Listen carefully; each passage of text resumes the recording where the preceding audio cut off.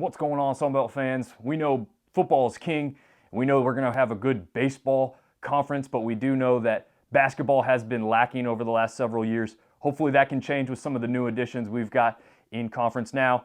We're going to do the weekly podcast, as some of you may have checked out, but I also wanted to start doing something to provide a little bit more coverage of basketball, hopefully get a little bit more interest as we go down the road. So Thursday night, December 8th, ESPN Plus, 7 p.m. game between Marshall and Duquesne.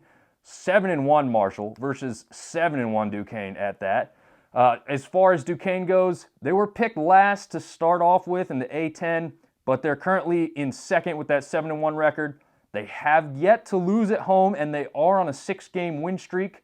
As far as Marshall, they were picked about fourth in the Sun Belt, currently third, 1-1 on the road, but they are also on a 7-game win streak. So you've got two 7-1 teams, one with a 7-game win streak, one with a 6. This should be a great game.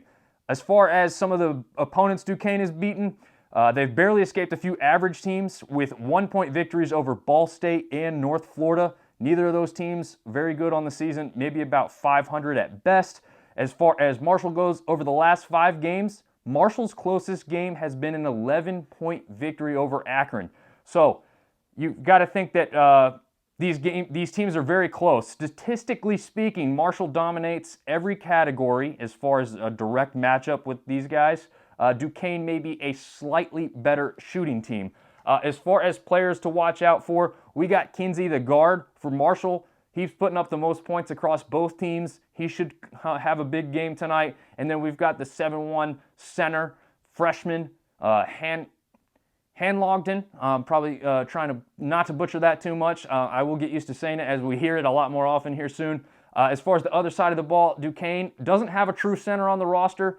They do have one guy who's about 240, who's listed as a forward, was going to play some of that center type position. Should be an interesting matchup, but I think Hanlogden will take that one pretty good. He beats them in rebounds and blocks as well.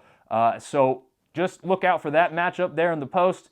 But I think shooting guard-wise, that Kinsey's going to have a big game over Grant, who's theirs top scorer. But Kinsey scores more points. So to me, Duquesne somehow is favored in this one by 1 to 2 points, depending on where you look.